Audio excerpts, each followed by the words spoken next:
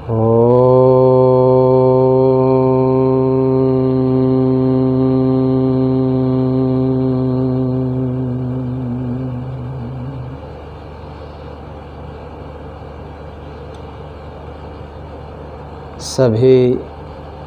महानुभावों को, मित्रों को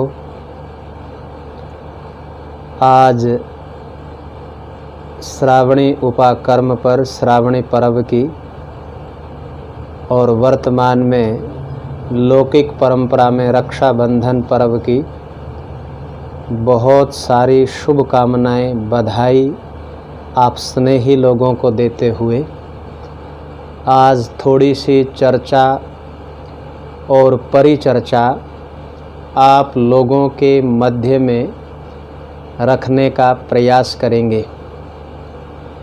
मित्रों, ये जो श्रावणी है, जैसा आप सभी जानते हैं कि आज श्रावण महीने की शुक्ल पक्ष की पूर्णिमा है और पुरातन समय से हमारे पूर्वज इस पर्व को मनाते चले आ रहे हैं।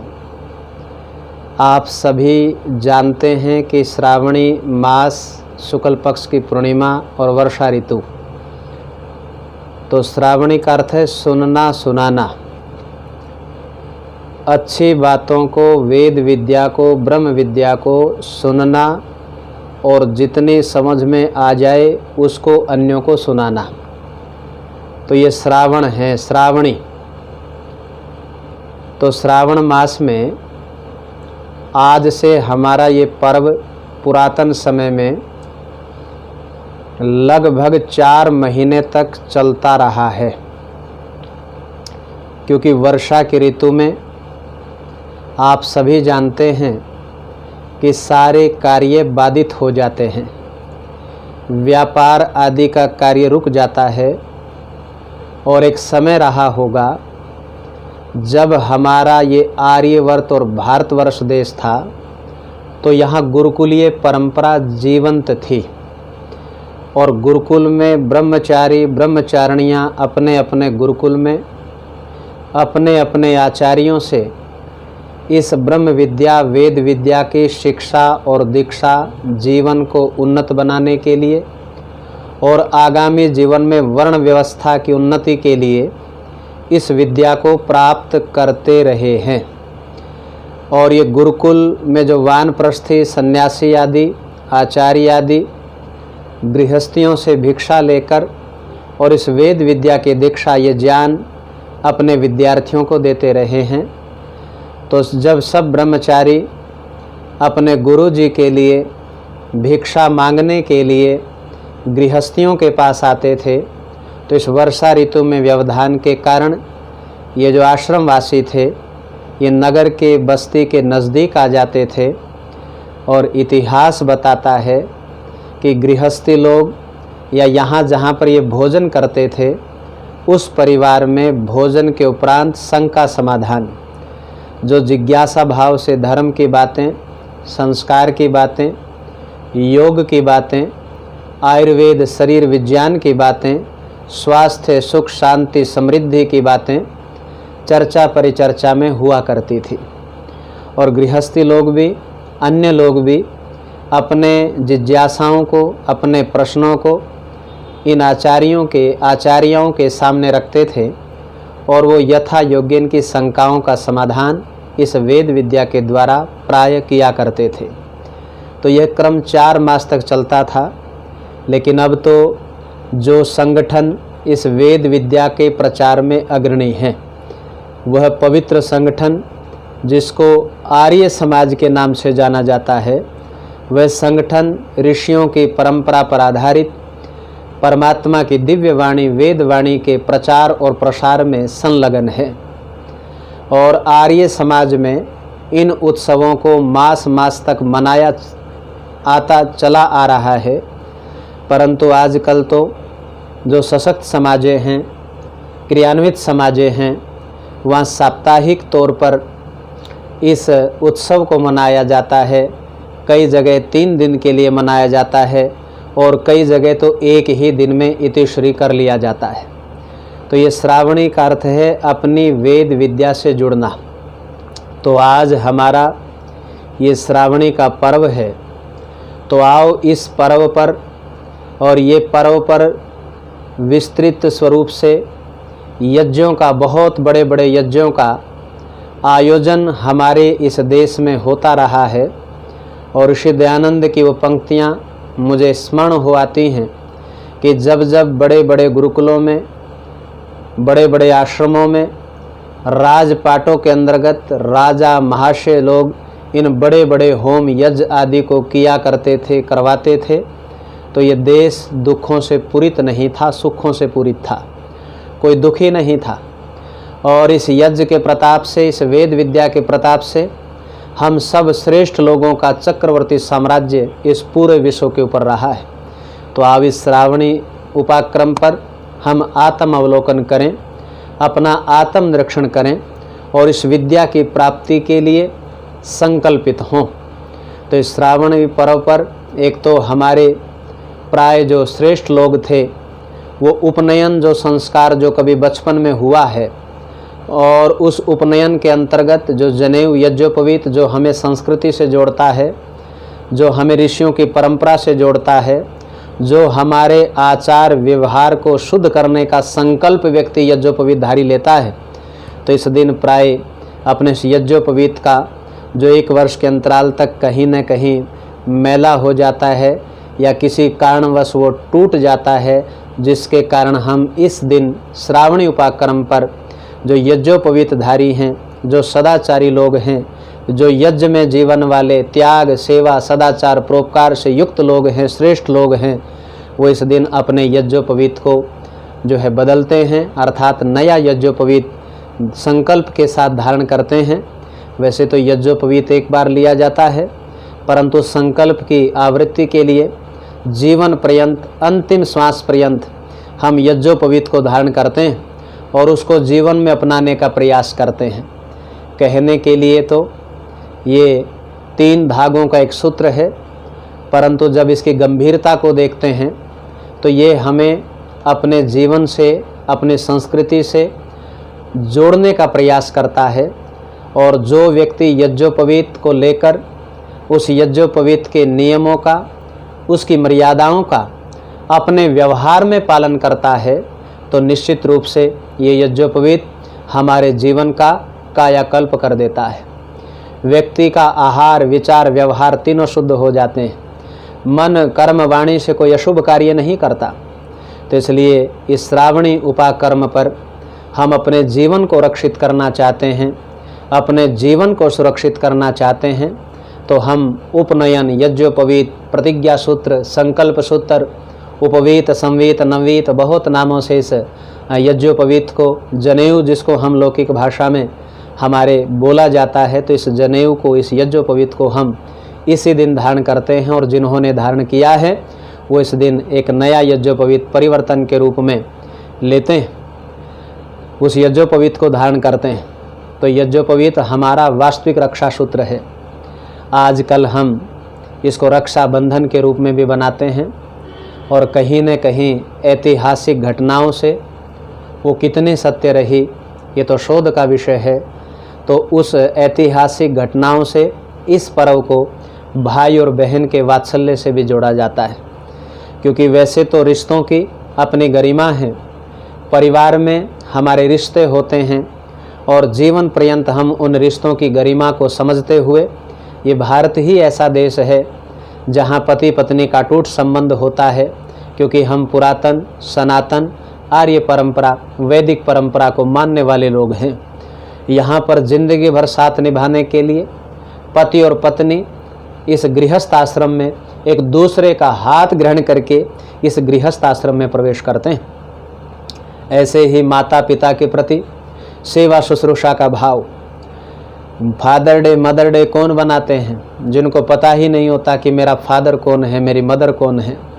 लेकिन यहाँ तो सारे संस्कार गर्भाधान से, माता पिता के संयोग से और उनकी विशेष योजना के आधार पर संतान का निर्माण किया जाता है। तो यहाँ तो माताजी पिताजी प्रतिदिन रहते हैं, जिसको हम पितृयज्ञ कहते हैं। जीवित माता पिता का आदर मान करना, सेवा करना, शुश्रूषा करना, ये हमारे घरों में प्राय नित्य प्रति हुआ करती। तो हम माता पिता का सम्मान करने वाले लोग हैं, पति और पत्नी के अटूट रिश्ते को निभाने वाले लोग हैं, और अपने पुत्रों को, संतान को संस्कार देकर विरासत में इस राष्ट्र को एक उत्तम संतति का निर्माण करने वाले लोग हैं। और उसी परिवार की रिश्तों की मधुरता में एक पवित्र रिश्ता है भाई और बहन का रिश्ता। जब मैं कभी विवाह संस्कार पढ़वाता हूँ या पढ़ता हूँ और गृहस्थियों को उपदेश देने का प्रयास करता हूँ, तो मुझे कई बार वो प्रकरण याद आ जाता है जब माता पिता अपने बिटिया का हाथ एक आचार्य को, निराकार सत्ता परमात्मा को, वेदी में जलती हुई अग्नि को और वर पक्ष और कन्या पक्ष के पंचायत स्वरूप में सभी परिवार के बंधुओं को साक्षी मानकर अपनी बिटिया का हाथ जिंदगी भर साथ निभाने के लिए एक वर के हाथों में सौंपते हैं, जिसको हम कन्यादान और बाद में गोदान की सुंदर परंपरा का निर्वहन करते हैं। धन्य हैं वो लोग जिसके घर में बेटियां होती हैं। हर बेटी के भाग्य में पिता होता है, पर हर पिता के भाग्य में बेटी नहीं होती।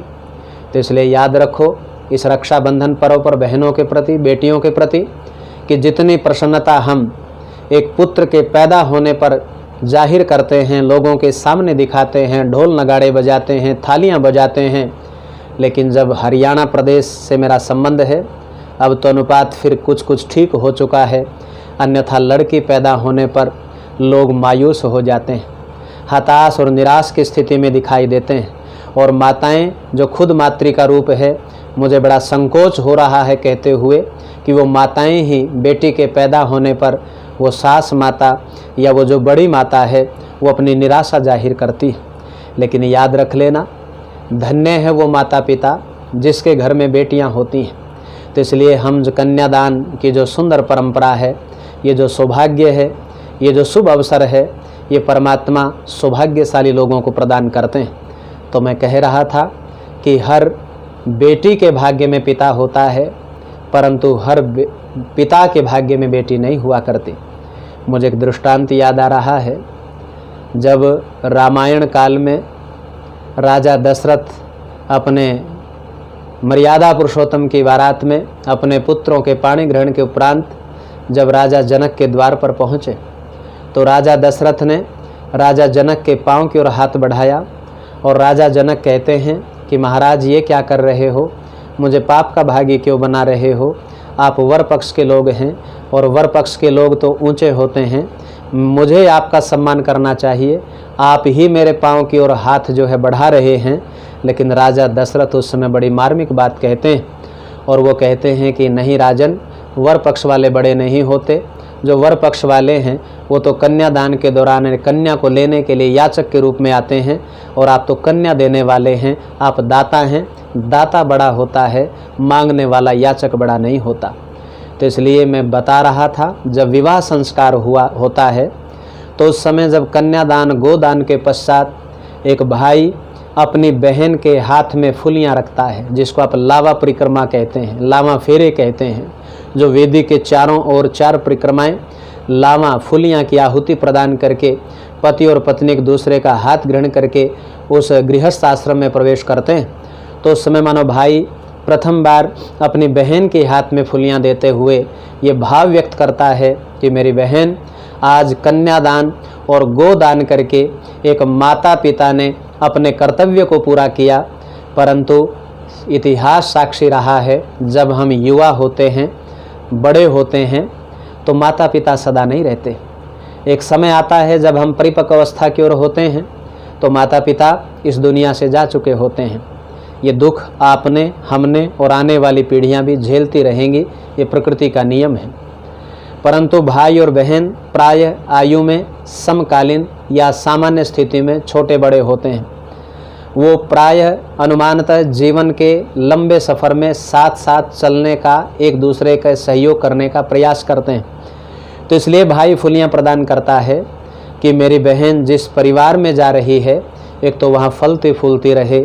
जो संस्कार हमने अपनी बहन बेटी को दिए हैं, उन संस्कारों को, उस चरित्र की पवित्रता को बुजुर्गों के प्रति आदर मान भावना को, परिवार के जोड़ने की परंपरा को उस अपने ससुराल में जाकर इन संस्कारों को और फैलाए और ये अपने जीवन में फले फूले और हमारी आन बान शान को उस परिवार में बढ़ाने का प्रयास करे, ताकि गर्व से कह सके कि ये हमारी बहन है, ये हमारी बेटी है। तो भाई फूलियाँ देता है, एक तो फलती फूलती रहे, और दूसरा मानो एक सांकेतिक भाषा में वो प्रतिज्ञा भी करता है कि जब बहन विशेष अवसरों पर अपने मायके, अपने माँ के घर में, अपने पैतृक घर में, जब समय समय पर उत्सवों में, अवसरों पर, शादियाना उत्सवों में या अन्य किसी विशेष अवसर पर घर में आती रहेगी, तो इस भाई का जितनी शक्ति सामर्थ्य होगा, ये भाई हमेशा अपनी बहन का सहयोग करता रहेगा और सुख दुख में जब भी वो दुखी हो या सुखी हो, हमेशा उसका पूरक बनते हुए सुखी को बढ़ाएगा और उसके दुख को दूर करने का प्रयास करेगा। तो ऐसा भाव वहाँ पर व्यक्त होता है। और आज ये रक्षाबंधन का पर्व जो हम लौकिक परंपरा में मनाते हैं, कहीं न कहीं कुछ इतिहास के साथ छेड़खानी हुई, कई घटनाएं अपने पुराणों के माध्यम से, कई कल्पित इतिहास के माध्यम से भी सुनी होगी, लेकिन मुझे स्मरण हो आता है वो रानी कर्णावती, और जब चित्तौड़ में बहादुर खान या बहादुर सफ़र कुछ ऐसा नाम, कि जब वो उस चित्तौड़ के महल पर हमला करता है तो उस समय हुमायूं के पास वो पत्र भेजती है, लेकिन हुमायूं उस समय पहुंच नहीं पाता, और बाद में जब वो वहाँ पर जो वो मुग़ल बादशाह जिसने प्रहार किया था, चढ़ाई की थी, वो महल के नज़दीक आता है, तो इतिहास बताता है कि हज़ारों की संख्या में वहाँ पर जौहर में आग में कूदकर वो वीरांगनाएं उनके हाथों से अपनी इज्जत, अपनी अस्मिता को बचाने के लिए अपने प्राणों की आहुति देती हैं। बच्चों को भी उनके भरोसे ना हो या उनकी गिरफ्त में ना जाएं, वो भी प्राणों की आहुति दे देते हैं। तो कहते हैं लगभग 30 और 32 हज़ार के आसपास वीर वीरांगनाओं ने अपने प्राणों की आहुति प्रदान की। लेकिन उस समय में इतिहास के कुछ काले पन्ने, क्योंकि कुछ इतिहास जो हमारे बीच में परोसा गया है, कहीं न कहीं उसमें छेड़खानी वीर वीरांगनाओं के इतिहास के साथ कुछ फेर बदल करने का प्रयास किया गया है। अभी पिछले दिनों एक पाठ्यक्रम हुआ और उसमें ऋषि दयानंद के जीवन चरित्र को विशुद्ध रूप से ना बताकर उसमें फेर बदल किया गया। बीएड आदि की जो परीक्षा होती है उसमें जो पाठ्यक्रम होता है, लेकिन हमारे कुछ आर्य समाज के संगठनों ने, आर्य वीरों ने, उन्होंने एक मत होकर थोड़ा सा आंदोलन की तरह पत्राचार करके जो है बाद में प्रयास किया और उनको सफलता मिली, और स्वयं उस लेखक ने माफ़ी मांगी और उसने कहा कि मैं पढ़ूंगा और जो जो मुझसे गलतियां हुई इसमें सुधार करने का प्रयास करूंगा। ऐसे इतिहास में, क्योंकि आप सभी जानते हैं कि देश की सत्ता जब प्रारंभ में लोग तो किसी को चाहते थे, लेकिन देश की सत्ता सौंपी किसी को गई, और उस समय कहीं न कहीं वो सामान्य सम्यक विचारधारा का पोषक, साम्यवादी विचारधारा का मैं पोषक कहूँगा, और तथाकथित हमारी जो हिंदू आर्य विचारधारा है उसका कट्टर विरोधी जो उस समय के प्रधानमंत्री रहे हैं, आप सभी जानते हैं। लेकिन उन्होंने उस समय के जो प्रथम शिक्षा मंत्री थे मौलाना, और उनको विशेष तौर पर कह दिया कि आप कुछ इतिहास में इस प्रकार का प्रकरण बनाएं कि जो मुस्लिम संप्रदाय है वो दयालु प्रतीत हो, और इस प्रकार से कुछ फेरबदल किया गया। तो हुमायूं को जो पत्र भेजा गया था, या हुमायूं ने जो देर की, वो जानबूझकर देर की थी, क्योंकि जो मुग़ल शासक जो दूसरा वहाँ पर उस समय चित्तौड़ के ऊपर चढ़ाई की, तो उस समय जब हुमायूं से उनकी चर्चा हुई तो उसने कहा कि एक मुसलमान एक काफिर की सहायता नहीं कर सकता, और हुमायूं ने वास्तविक सहायता नहीं की, बल्कि वो देर बाद नहीं बल्कि 1 वर्ष के बाद उस समय चित्तौड़ में आया, जिस समय उसको कर वहाँ से लेने का जो समय होता है, उस समय जो कर की अगुवाई होती थी, कर जो है लिया जाता था, उस कर को लेने के लिए आया था, न कि उस रानी की रक्षा के लिए आया था। तो खैर ये प्रकरण कुछ हैं इतिहास के, लेकिन जहाँ तक आज हम लौकिक परंपरा में एक भाई और बहन की ये सुंदर वात्सल्य का जो रिश्ता है, जो अटूट और पवित्र रिश्ता है, जो एक दूसरे के रक्षा से जुड़ा हुआ है, कि एक बहन और भाई का जो प्रेम है वो एक ऐतिहासिक प्रेम है, और ये रिश्तों की मधुरता बड़ी पवित्र मधुरता है। तो एक भाई उस समय भी एक संकल्प लेता है अपनी बहन के लिए, और जब बहन रक्षा सूत्र बांधती है तो मन उस समय भी संकल्पित होता है, लेकिन मैं बहनों से और उनके भाइयों से, सभी से, परिवार के सब बंधुओं से, कहीं न कहीं हम रिश्तों की बागडोर में सभी गृहस्थी एक दूसरे के साथ बंधे हुए, लेकिन सबसे बड़ा माताओं, सज्जनों, बहनों, यदि कोई रक्षा सूत्र है तो यज्ञोपवीत है, जिसको धारण करके हम स्वयं भी सुरक्षित रह सकते हैं और जिसके हम अपने आहार विचार इस वेद विद्या का प्रचार करते हुए अन्यों को भी सुरक्षा प्रदान कर सकते हैं। तो ये जो 3 तारों का प्रतिज्ञा सूत्र यज्ञोपवीत है, इसको आज के दिन धारण किया जाता है। आज के दिन धारण करने वाले जो इसको परिवर्तन करते हैं और जीवन पर्यंत इन नियमों को निभाने का प्रयास करते हैं, तो ये जो 3 ऋण हैं हमारे ऊपर, देव ऋण, ऋषि ऋण और हमारा जो है पितृ ऋण, ये 3 ऋण पैदा होते ही, एक तो परमपिता परमात्मा जिसने ये शरीर दिया, जिसने श्वास दिए, जिसके आधार पर हम जीवन जी रहे हैं, तो एक तो प्रतिदिन हम ब्रह्म यज्ञ करें, उपासना करें, प्रकृति के संतुलन को कायम करने के लिए देव यज्ञ करें। ये ब्रह्म यज्ञ और देव यज्ञ, ये देव ऋण से हम अनऋण हो सकते हैं। अगर हम कोई ऋण ले ले और चुका कर ना जाए तो दंड का भागी होता है। तो ऋण हमारे ऊपर ईश्वर का, तो प्रत्येक जिसके उपकारों की, जिसकी कृपा की वर्षा हमारे ऊपर हर पल हो रही है। हमारा शरीर का चलना, हृदय का धड़कना, उत्तक कोशिकाओं का कार्य करना, श्वास का चलना, ये सब जो कुछ हमारे पास है सब उसी का दिया है। मैं नहीं, मेरा नहीं, ये तन किसी का है दिया। जो कुछ मेरे पास है वो धन किसी का है दिया। देने वाले ने दिया और दिया बड़ी शान से, लेने वाला कह उठा मेरा है अभिमान से। मैं नहीं, मेरा नहीं, ये मन किसी का है दिया, ये तन किसी का है दिया। तो जिसने दिया है उसकी कृपा को हम कृतज्ञ भाव से याद करें, स्मरण करें प्रतिदिन, और कुछ समय के लिए ईश्वर की उपासना। और कोरोना काल ने बहुत कुछ सिखाया। मानते हैं कि इसमें बहुत हानि भी हुई है, आर्थिक हानि भी हुई है, लोगों की जान माल की भी हानि हुई है, क्योंकि सरकार के लिए तो हर व्यक्ति एक आंकड़े के अंतर्गत आता है, लेकिन वो व्यक्ति अपने परिवार के लिए तो सर्वे सर्वा होता है। जो गए हैं उस परिवार में बहुत हानि हुई है, लेकिन कुछ सुखद जो सकारात्मक यदि हम देखें तो ये कोरोना मानो ये संकेत कर रहा है कि हम वापस लौट आएँ, वेदों की ओर लौट आएँ, प्रकृति के अनुसार जीवन का यापन करें, करुणा मुदिता के साथ, आनंद, प्रसन्नता, सहयोग की भावना के साथ एक दूसरे के पूरक बने।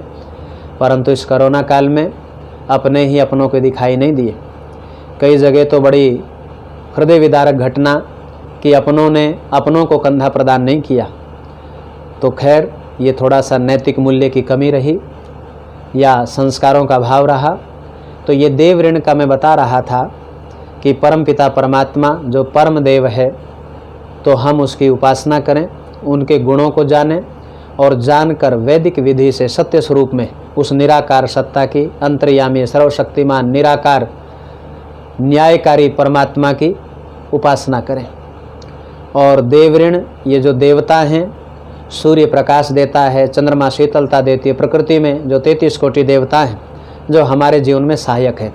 तो इस पूरी प्रकृति के संतुलन के लिए, वातावरण की शुद्धि के लिए, अंतःकरण की पवित्रता के लिए हम देव यज्ञ होम करें। और दुनिया का सबसे पहला यदि कोई सैनिटाइजर है माताओं, बहनों, सज्जनों, तो हवन है। 24 मिनट का हवन, जिसमें आप साकल्य सामग्री डालते हैं, कई प्रकार की जड़ी बूटियाँ, गोघृत डालते हैं, समिधाओं का चयन करते हैं, तो विशिष्ट गैस उत्पन्न होती है जो रोगाणु, विषाणु, कीटाणु को समाप्त कर देती है।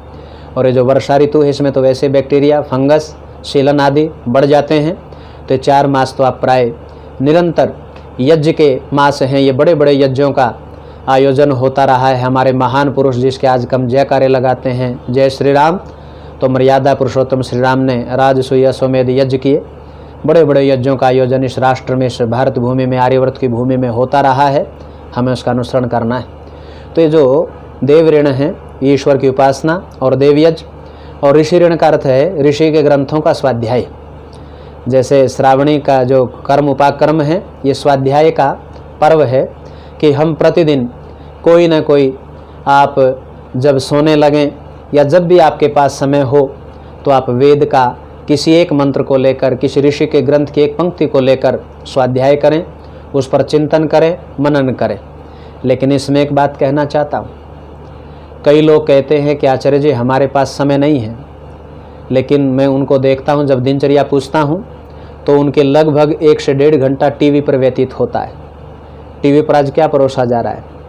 अखबार पढ़ने में व्यक्ति 1-2 घंटा बिता देता है, जिसमें बलात्कार, चोर, डकैती, पता नहीं क्या क्या घटनाएं, किसको मारा, किसको लूटा, ये सारी घटनाएं उसमें बेकाम की घटनाएं जो हम पढ़ते रहते हैं। तो इसलिए हम स्वाध्याय में अच्छे ग्रंथों का अध्ययन करें, उसके ऊपर आत्मनिरीक्षण करें, अपना भी अध्याय करें। जो पढ़ा, जो जाना, उसको अपने व्यवहार का एक अंग बनाएं, ताकि वो पढ़ा हुआ या पढ़ाया हुआ हमें लाभान्वित कर पाए। तो ऋषि ऋण का अर्थ है कि जो ऋषियों के ग्रंथ हैं उनका भी हम स्वाध्याय करें। ऋषियों के ग्रंथ, आर्ष ग्रंथ, वैदिक लिटरेचर, ऋषियों के ग्रंथों को पढ़ना, आर्ष ग्रंथों को पढ़ना मानव मोतियों को प्राप्त करना। और जो अन्य व्यक्ति हैं जिनकी ऋषि बुद्धि नहीं है, जो उपासक नहीं हैं, जो साधक नहीं हैं, जिनका आहार विचार व्यवहार उत्तम कोटि का नहीं है, तो उनके जो पुस्तकें हैं उसमें हमें कुछ ज़्यादा प्राप्त नहीं होगा। ऋषि का अर्थ है जिन्होंने साधना में रिसर्च किया है, साधना के सागर में गोता लगाया है, तो वो व्यक्ति जो बताते हैं वो बहुत अच्छी बातें, शोध की बातें, व्यवहारिक बातें और लाभान्वित करने वाली बातें ऋषि लोग बताते हैं। तो हम ऋषियों के ग्रंथों का स्वाध्याय करें, ये ऋषि ऋण से हम अनऋण हो सकते हैं। और अगला है पितृऋण, माता पिता आचार्य आदि, ये सब पितृ लोग हैं हमारे, ज्ञानी लोग। तो हम अतिथि लोग, इनका हम आदर मान करें, इनकी सेवा करें, इनकी शुश्रूषा करें। तो ये 3 जो तार हैं मुख्य रूप से इस बात की ओर संकेत करते हैं। और ये 3 तार यज्ञोपवीत के ये भी कहते हैं कि हम आहार, विचार और व्यवहार को पवित्र बनाएं। और हम 3 तत्व हैं, एक परमात्मा, एक जीवात्मा और एक प्रकृति, इन तीनों को जानने का, समझने का प्रयास करें। तो ये 3 तत्व इसकी ओर भी संकेत करते हैं। वैसे तो 3 की संख्या में बहुत सारा संकेत है। तो ये 3 जो तार हैं, और बाद में नीचे आप देखोगे यज्ञोपवीत में 5 गांठें होती हैं, जो पंच महायज्ञ का प्रतीक है। पंच कहते हैं 5 बार, और यज्ञ कहते हैं शुभ कर्तव्यों को, और महा का अर्थ इसकी महती आवश्यकता है। कोई खर्चे वाली बात नहीं है कि इसलिए महाशब्द का प्रयोग कर दिया, नहीं, ये महती आवश्यकता, नित्य प्रति करने वाले कर्म हैं। एक ब्रह्म यज्ञ जैसे मैंने बताया, ईश्वर की उपासना। एक देव यज्ञ, प्रतिदिन होम करें, वातावरण को, अंतःकरण को शुद्ध करें, प्रकृति के संतुलन को बनाएं।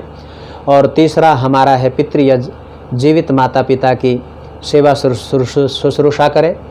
और उससे अगला है बलि वैष्णवदेव यज्ञ, जो प्राणी हमारे लिए उपयोगी हैं और हमारे लिए हितकारी हैं और जो हमारे ऊपर आश्रित हैं, अन्न का एक भाग उनके लिए रखना। और अगला है अतिथि यज्ञ, जो विद्वान हो, सदाचारी हो, परोपकारी हो, जितेंद्रिय हो, जो हमारे जीवन के निर्माण की बातें, आचार्य लोग, आचार्य आदि ऐसे विद्वान अतिथियों का भी हम आदर मान करें। तो ये 5 गांठें पंच महायज्ञ की प्रतीक हैं। और लोभ, काम, क्रोध, लोभ, मोह, अभिमान, ये मनुष्य के 5 शत्रु हैं, इनको ना करें, इनसे बचें। और 5 ज्ञानेंद्रियां हैं, 5 कर्मेंद्रियां हैं, इनको वश में करें और इनके द्वारा अपने जीवन के लक्ष्य की प्राप्ति करें। और बाद में इस यज्ञोपवीत की जो लंबाई है वो 96 उंगल की होती है। जब हम उंगल से मापते हैं तो यज्ञोपवीत 96 उंगल का होता है। तो 96 का अर्थ क्या है? जो 64 कलाएँ और 32 विद्याएँ, विस्तार से तो फिर कभी बताएंगे। तो एक यज्ञोपवीतधारी को कलाओं में भी निपुण होना चाहिए और विद्याओं में भी निपुण होना चाहिए।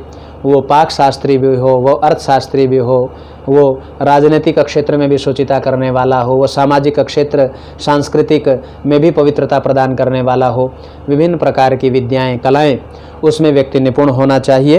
तो ये सदैव यज्ञोपवीत जो है गले से होता हुआ और हमारे कटी तक जाता है। हम कटिबद्ध होकर इन नियमों का पालन करें। अपने आहार को शुद्ध रखें, विचार को शुद्ध रखें, व्यवहार को शुद्ध रखें और अपना आहार भी अच्छा होना चाहिए। किसी को मार पीट कर खाना नहीं है, किसी को काट पीट कर नहीं खाना है। शुद्ध शाकाहारी। परमात्मा ने कितने प्रकार के साग सब्जी, कंदमूल इस प्रकृति की गोद में, इस पृथ्वी माता की गोद में हमें प्रदान किए। तो हम उस शुद्ध आहार को लें, शुद्ध शाकाहारी बने, सात्विक विचार वाले बनेंगे और सात्विक व्यवहार हमारा होगा। तो इस प्रकार से ये जो यज्ञोपवीत, क्योंकि आज श्रावणी का उपाक्रम है, ये श्रावणी पर्व है और श्रावणी पर्व हमारा उपनयन से, यज्ञोपवीत से, वेद विद्या से, ऋषियों की विद्या से, अपने जीवन की उन्नति से ये पर्व जुड़ा हुआ है। तो इसलिए श्रावणी उपाकर्म पर मैं आप पुनः निवेदन करूंगा कि सुने अच्छी बातों को और उनको सुनाएं और अपने व्यवहार में उन बातों को अपनाएं। तो पुनः इस श्रावणी उपाकर्म पर्व की आपको बहुत बहुत बधाइयाँ, शुभकामनाएं। वैदिक पाठशाला यूट्यूब चैनल सब्सक्राइब करें।